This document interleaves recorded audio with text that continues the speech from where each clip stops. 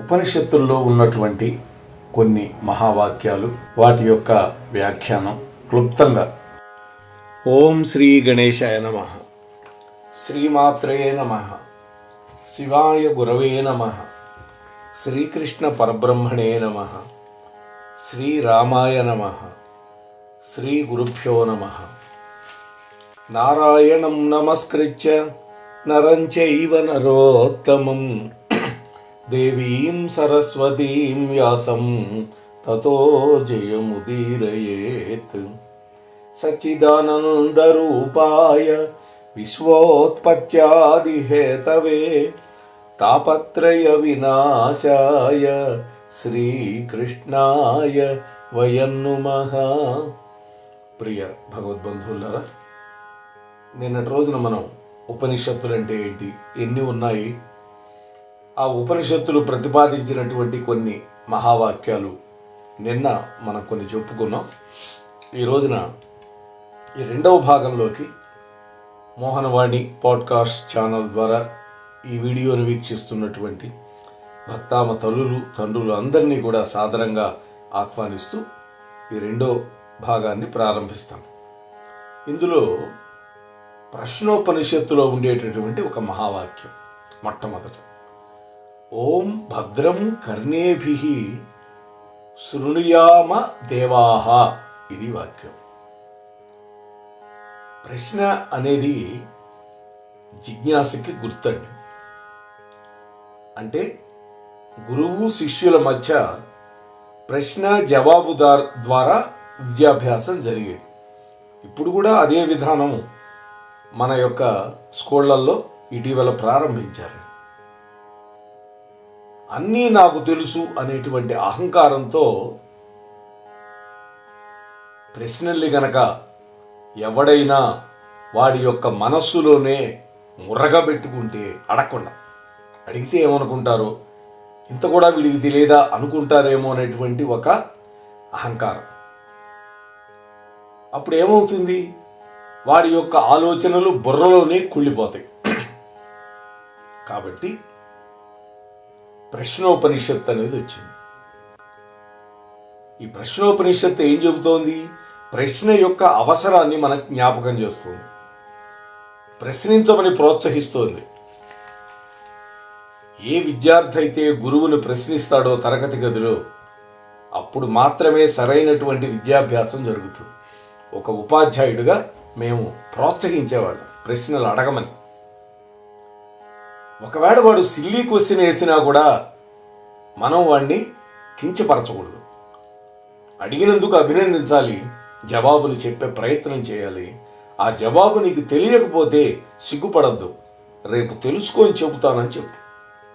అంతేగాని ప్రశ్న అడిగిన వాడిని గనక మనం నిందించామా, నీకు తెలియకపోతే జవాబు, వాడిలో ప్రశ్నించేటటువంటి శక్తి పోతుంది. ఇక వాడు ఏనాడు ప్రశ్న నిన్ను అడగడం. నిన్నే కాదు, జీవితంలో వాడికి ఏది తెలియకపోయినా అడిగే ప్రయత్నం చేయడు వాడు. ఇది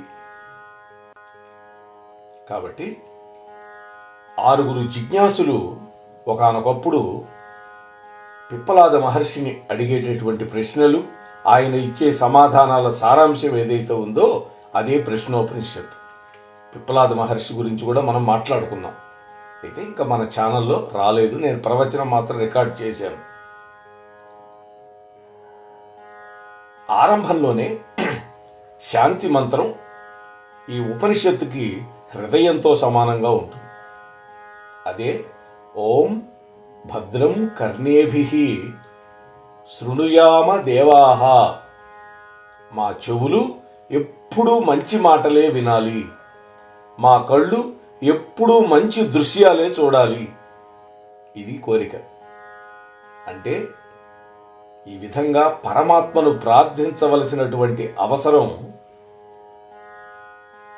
వాస్తవానికి ఆ ఉపనిషత్తుల కాలంతో పోలిస్తే ఇప్పుడే ఎక్కువేమో నాకు అనిపిస్తోంది. ఎందుకంటే ఈనాడు ఒక మహమ్మారి కర్ణ పిశాచి అందరి చేతుల్లోకి వచ్చేసింది. అదే స్మార్ట్ ఫోన్. దాంతో ఎన్ని ప్రయోజనాలు ఉన్నాయో అంతకంటే ఎక్కువ విధ్వంసకరాన్ని సృష్టించే లక్షణాలు కూడా దాంట్లో ఉన్నాయండి. అదే ప్రమాదకరం. ఇవాళ సామాజిక మాధ్యమంలో, ఫేస్బుక్లో డీప్ ఫేక్ వీడియోలు మనలోని ఉద్వేగాన్ని రెచ్చగొడుతున్నాయండి.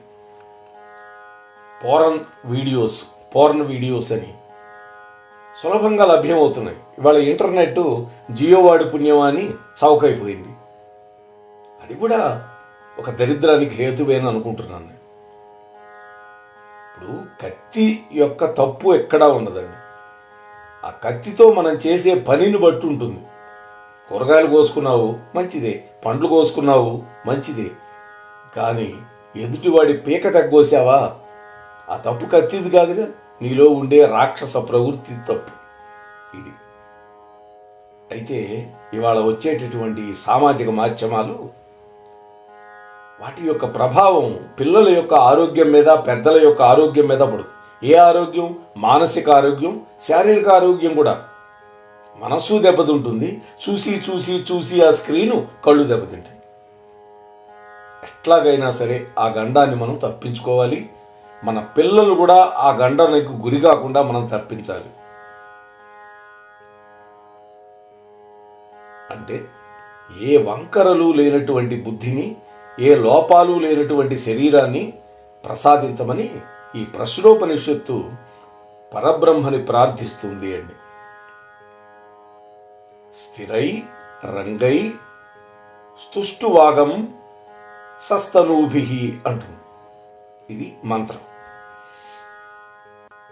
అటువంటి సదాశయంతోనే మనలో, సమాజంలో, మొత్తంగా విశ్వంలో కూడా ప్రశాంతత నెలకొనడమే నిజమైన శాంతి. అందుకే ప్రతి శాంతి మంత్రం కూడా చివరిలో మొత్తంగా 3 శాంతులతో ముగిస్తుంది. ఓం శాంతి శాంతి శాంతి అని 3 శాంతులు. ఆ తరువాత సత్యమేవ జయతే నానృతం, ఈ వాక్యాన్ని ప్రతిపాదించింది ముండకోపనిషత్తు. స్వార్థం, కుట్ర చేయటం, తాపత్రయం, అలాగే ఇటువంటి వాటిని ఈషణత్రయాలు అంటారండి. ఈ 3 కట్టగట్టుకొని సత్యాన్ని మరుగుపరుస్తాయి, సత్యాన్ని దాచేస్తాయి. అంతా నాదే అనేటువంటి ఒకానొక బావిలో కప్పలాంటి స్వభావం నీలో ఉండే స్వార్థానికి తెరలేపుతుంది. నేనే పైచేయి, నాదే పైచేయిగా ఉండాలి. చూడండి, ఇటువంటి దురాలోచన కుట్రలకు పురిగొల్పుతుంది. అంతేగా, నీకు గెలిచే సామర్థ్యం లేదు, అందుకని నువ్వేమనుకుంటావు, గెలవాలి అనుకున్నావు, దానికి కుట్ర చేస్తావు, దగా చేస్తావు. ఇది నా వాళ్లే బాగుండాలి, నేను బాగుండాలి అనేటువంటి తాపత్రయం నిన్ను మమకారాలకు బందీగా చేసేస్తుంది. ఉపనిషత్తుల ప్రకారం సత్యం 3 స్థాయిల్లో ఉంటుందని చెప్పారండి. మొదటిది వాక్ సత్యం, రెండోది జీవన సత్యం, మూడోది పరమ సత్యం. మనిషి అనేటువంటి వాడు సర్వకాల సర్వావ్యవస్థల్లో కూడా సత్యం మాత్రమే చెప్పాలి. సత్యం వద ధర్మం చర అన్నారు కదా. సత్యం వద కాదండి, వద. వద అంటే చెప్పండి, అంటే ఎల్లప్పుడూ సత్య మార్గంలోనే నడవాలి. మనకి సత్యహరిశ్చంద్రుడు గుర్తు రావాలి ప్రతిసారి. ఎన్ని కష్టాలు వచ్చినా సత్యం నుంచి పక్కకు తొలగలేదు. నా మనస్సు ఎప్పుడు కూడా సత్యేతరమును ఆలోచించను కూడా ఆలోచించదు అన్నాడు. ఇది హరిశ్చంద్రుడు. అయితే ఈ 2 సాధ్యమైన వాళ్ళకే పరమసత్యం అయినటువంటి 3వది గోచరిస్తుంది. అంటే ఎప్పుడూ సత్యమే చెప్పాలి, ఎప్పుడూ సత్య మార్గంలోనే చరించాలి. ఈ 2 ఎవడైతే చేస్తాడో వాడికి పరమసత్యం గోచరం అవుతుంది. అప్పుడప్పుడు అక్కడక్కడ అసత్యానిదే పై చేయి అయినట్లుగా కనిపిస్తూ ఉంటుంది మనకు. అయితే ఆ పరిస్థితి శాశ్వతం కాదని, తాత్కాలికమే.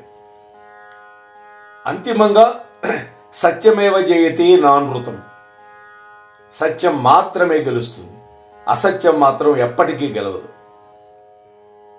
నిత్య జీవితంలో ఏదో ఒక రూపంలో 10 ఇంద్రియాలు మనల్ని పక్కదారి పట్టించే ప్రయత్నం చేస్తూ ఉంటాయి. ముఖ్యంగా 5 జ్ఞానేంద్రియాలు.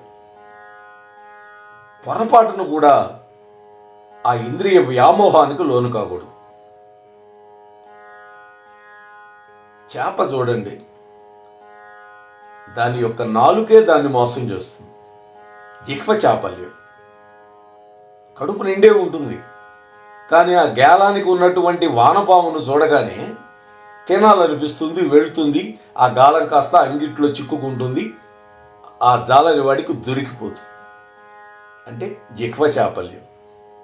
అందుకనే 24 మంది గురువులు నాకున్నారు అనే అవధూతోపాఖ్యానంలో దత్తాత్రేయ ప్రభు చెప్పినప్పుడు చేప కూడా దానికి ఉదాహరణ ఉంది. కాబట్టి జింక పరిస్థితి కూడా అదే. దాని చెవులే దాన్ని బలిపీఠం వైపు నడిపిస్తాయి. సంగీతం అంటే దానికి ఇష్టం. ఎప్పుడైతే సంగీతానికి వ్యామోహపడిపోయిందో వేటగాడి యొక్క అలికిడిని పసిగట్టడంలో విఫలమైపోతుంది. అంతేగా దాని కాన్సన్ట్రేషన్ అంతా వాడు ప్లే చేస్తున్న మ్యూజిక్ మీద ఉంటుంది. మిడత పరిస్థితి మరీ అన్యాయం అండి. దాని కళ్ళే దాన్ని భ్రమలో ముంచేస్తాయి. ఆకర్షణీయంగా కనపడుతుంది అగ్ని, వెళ్ళి అందులో దూకుతుంది, మాడి మసైపోతుంది. అయితే ఇంద్రియాలనేటువంటి 5 గుర్రాలను గనక దారిలో పెట్టకపోతే పెద్ద ప్రమాదం తప్పదని ఉపనిషత్తులు మనల్ని హెచ్చరిస్తున్నాయండి. అంతిమంగా సత్యదర్శనం చేయిస్తాయి మన చేత. ఈశావాస్య ఉపనిషత్తు అని చాలా ముఖ్యమైనది అది. అందులో ఈశావాస్యమిదగం సర్వం అను. దేవాలయంలో ఎంత భక్తిగా ఉంటామో మనం, మన ఇంట్లో పూజా మందిరం దగ్గర ఎంత శ్రద్ధగా పూజలు చేస్తామో, ఒక్కసారి కాళ్ళు బయట పెట్టామా ఈ ముసుగులన్నీ తీసేస్తాం.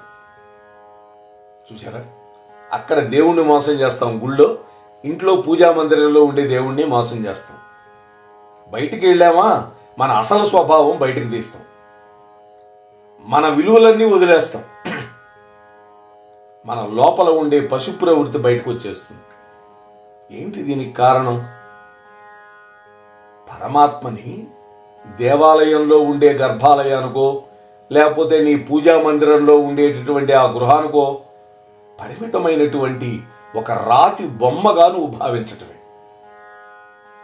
మనస్సులోని ఆ తప్పును సరిదిద్దడం కోసమే పరమేశ్వరుడు జగమంతా విస్తరించి ఉన్నాడు అన్నాడు.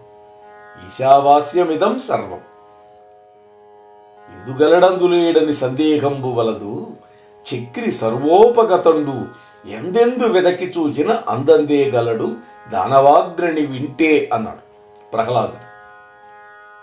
వెతికి చూడాలి, పట్టుకోవాలి. అన్నిట్లో ఉన్నాడు, నిండి నిబిడీకృతమై ఉన్నాడు.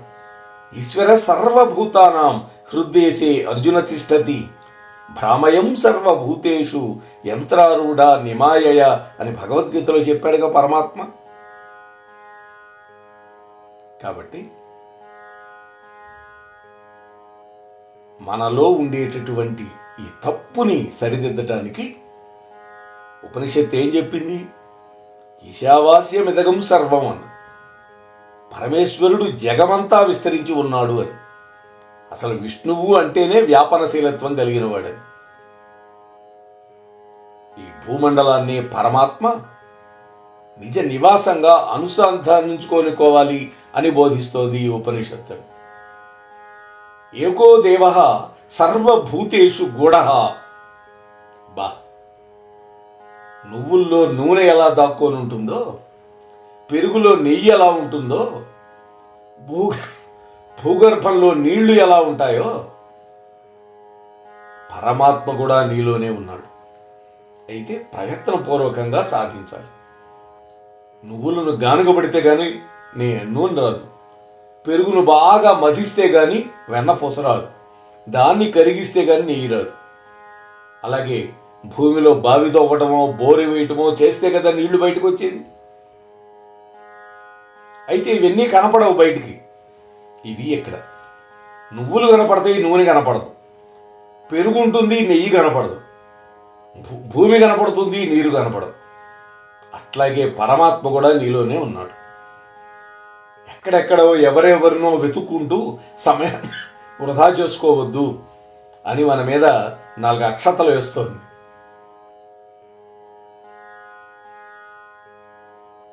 ఆ ఎరుక కనుక సాధ్యమైతే మనకి, అంటే ప్రతి జీవిలో పరమాత్మ ఉన్నాడు, పరమాత్మ లేనిది ఏదీ లేదు, అప్పుడు మనల్ని మనం చూసుకునే పద్ధతి మారిపోతుంది. అంతేకాదు సమాజాన్ని చూసే విధానంలో కూడా మార్పు వస్తుంది. అందమైన స్త్రీ కనపడితే ఆమె యొక్క పాదాలకు నమస్కరించాలి అని బుద్ధి పుడుతుంది. ఇటువంటి తల్లి గర్భాన నేను పుట్టాలి కదా అనుకుంటాడు. శివాజీ మహారాజు కూడా అంతే అనుకున్నాడు. ఇప్పుడు ఆ కథ జోలికి నేను వెళ్ళటం లేదు. ఆ తర్వాత శ్వేతాశ్వర ఉపనిషత్తులు, శ్వేతాశ్వతరోపనిషత్తు, ఇందులో ఏమున్నది? శృణ్వంతు విశ్వే అమృతస్య పుత్రాహ అని. ఈ సంసారం అనే సాగరంలో మునకలేస్తున్నటువంటి దురదృష్టవంతుణ్ణేం, కోరికలు అనేటువంటి ఊబిలో చిక్కుకుపోయినటువంటి శాపగ్రస్తున్నో అనేటువంటి నెగటివ్ ముద్రలు వేయలేదు ఉపనిషత్తులని. చూడండి, లోపాలు అజ్ఞానాలతో సహా ఆ మానవుణ్ణి యథాతథంగా ఆమోదిస్తాయి మన ఉపనిషత్తులు.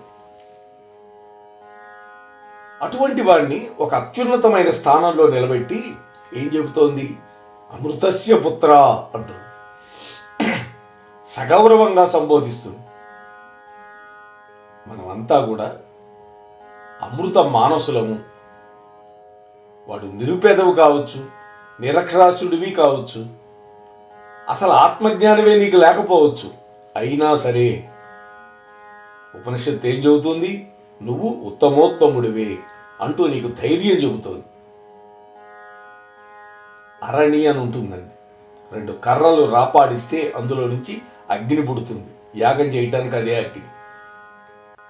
ఈ అరణి కర్రలో అగ్ని అంతర్లీనంగా ఉంటుంది. యజ్ఞం చేసేవాళ్ళు మరొక వస్తువుతో దాన్ని మథనం చేసినప్పుడు ఆ రాపిడికి అందులో ఉన్నటువంటి నిప్పు బయటకు వస్తుంది, బహిర్గతం అవుతుంది. మనలోని శక్తి సామర్థ్యాలు కూడా అలాంటివే, ప్రయత్నపూర్వకంగా బయటికి తీయాలి. అంటే బలమైన సాధనతోనే ఒక రూపాన్ని సంతరించుకుంటాయి. సాధన కావాలి, సాధన బలంగా ఉండాలి అంటూ మనిషికి తనను తాను పరిపూర్ణంగా తీర్చిదిద్దుకునే ఒక అవకాశం ఇస్తోంది ఈ శ్వేత అశ్వతరోపనిషత్తు. ఈ ఆధునిక యుగంలో మానవుడికి అపారమైన అవకాశాలు ఉన్నాయండి. ఎదగాలనుకునే వారికి ఆకాశమే హద్దు అండి. లేనిదంతా ఆత్మవిశ్వాసం. ఎవడైతే ఎదగటం లేదో వాడికి లేనిదేమిటి? ఆత్మవిశ్వాసం. నేను ఇది చెయ్యగలను, నేను ఇది సాధించగలను అనే నమ్మకం లేకపోవటం, పట్టుదల లేకపోవటం. ఇక్కడ ఉపనిషత్తు ఏం గుర్తు చేస్తోంది? నీలో అనంతమైన శక్తి ఉంది. ఇది ఆ మనోజాడ్యాన్ని తొలగిస్తుంది ఉపనిషత్తు. జాడ్యం ఎప్పుడైతే తొలగిపోయిందో అన్నీ సాధిస్తావు. కాబట్టి ఉపనిషత్తులు మనిషిని భయపెట్టే రచనలు కాదు. మానవుడిలో దాగి ఉన్న అంతర్గతమైన శక్తిని మేల్కొల్పేటటువంటి అమూల్యమైన గ్రంథాలు అని అంటారు స్వామి వివేకానంద.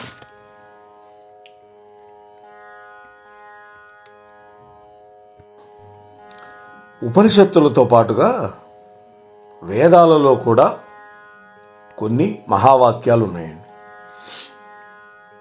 ఉదాహరణకి ఋగ్వేదంలో ప్రజ్ఞానం బ్రహ్మ అనేటువంటి ఒక గొప్ప వాక్యం ఉంది. చాలా ప్రఖ్యాతి వహించింది అది.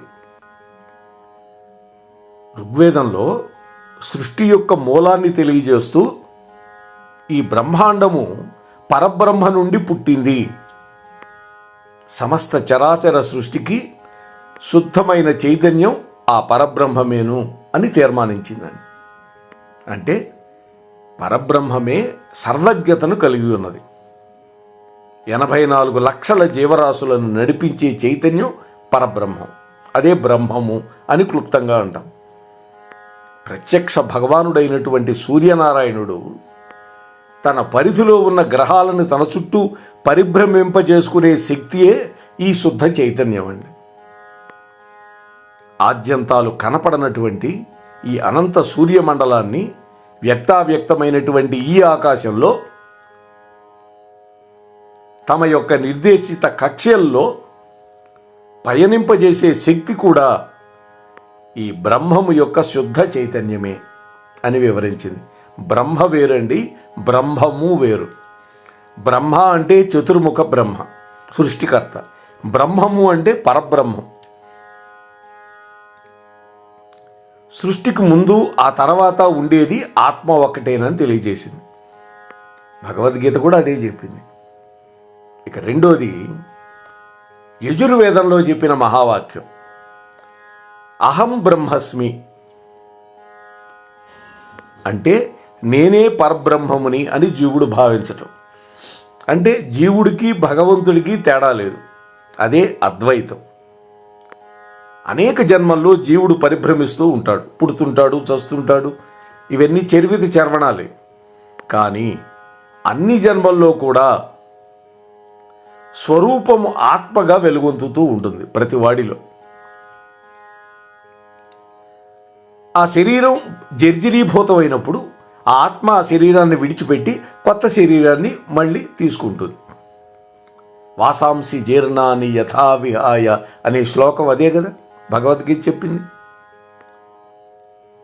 అంటే తనకు లభించినటువంటి దేహము అనేటువంటి ఒకానొక ఉపాధిలో జ్ఞానాన్ని సముపార్జించుకుని నేనే ఆత్మస్వరూపుణ్ణి అనేటువంటి సత్యాన్ని దర్శించి మోక్షాన్ని పొందుతాడు అని ఈ యజుర్వేద మహావాక్యం మనకు స్పష్టం చేసింది.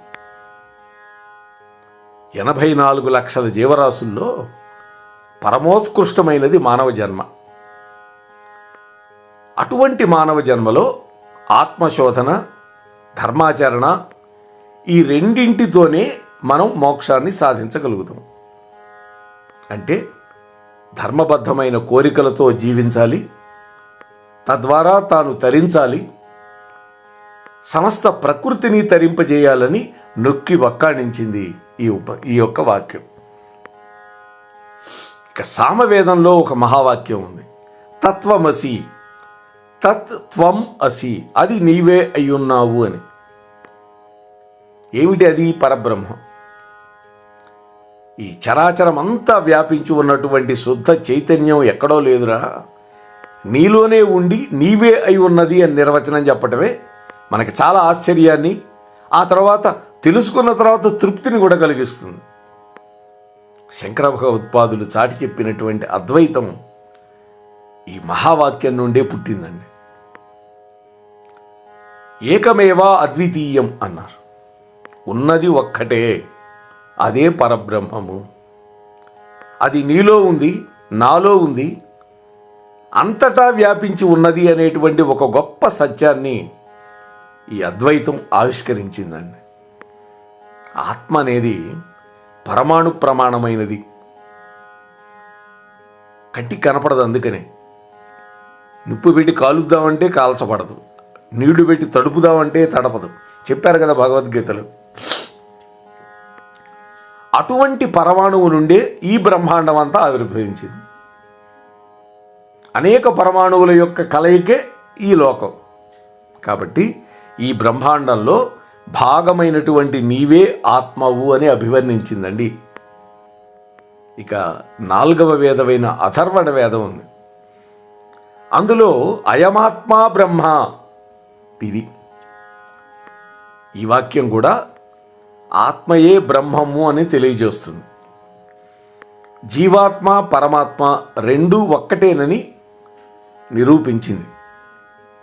ఈ వేదంలోనే ప్రణవ సంకేతమైనటువంటి ఓంకార శబ్దాన్ని మానవాళికి అనుగ్రహించిందండి.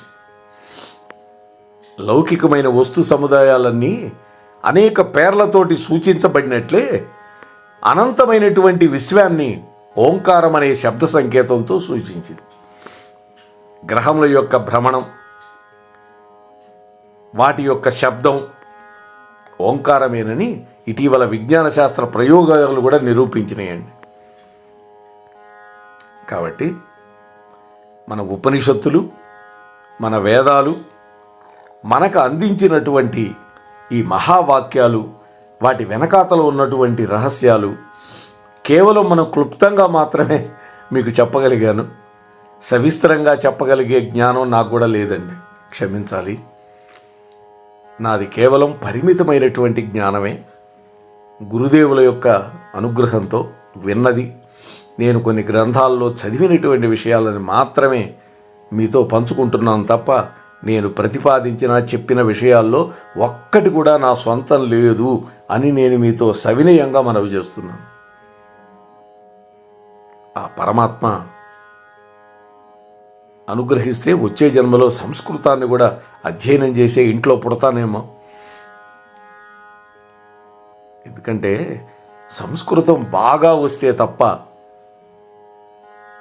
ఇవన్నీ అర్థం కావండి. శ్లోకం ఒకటే ఉంటుంది, దానికి ఎంతో వ్యాఖ్యానం ఉంటుంది. అయితే శంకర భగవత్పాదులు మనకి 10 ఉపనిషత్తుల మీద వ్యాఖ్యానం అంతా అందించారు. దానికి మన వాళ్ళు తెలుగులో కూడా అనువాదాలు చక్కగా అందించారు. వాటిని మనం అందుకొని చదివి, కేవలం చదవటం కాదండి, అధ్యయనం చేసి మన జీవితంలో అనుసంధానం చేసుకోవటానికి ప్రయత్నం చెయ్యాలి. ఈ ప్రయత్నానికి శ్రీకృష్ణ భగవానుడు మనందరికీ సహకరించాలి అని ఈ ఛానల్ ద్వారా ఈ 2 రోజుల నుంచి వింటూ ఉన్నటువంటి మీకు, వినిపిస్తున్న నాకు, తమ ఛానల్ ద్వారా ప్రసారం చేస్తున్న మన అక్కునూరి వారి యొక్క కుటుంబానికి ఆ శ్రీరామచంద్రుడు, శ్రీకృష్ణ భగవానుడు అష్టైశ్వర్యాలు, భోగభాగ్యాలు, ఆయురారోగ్యాలు ఇచ్చి చల్లగా రక్షించుగాక. స్వస్తి సర్వేషాం.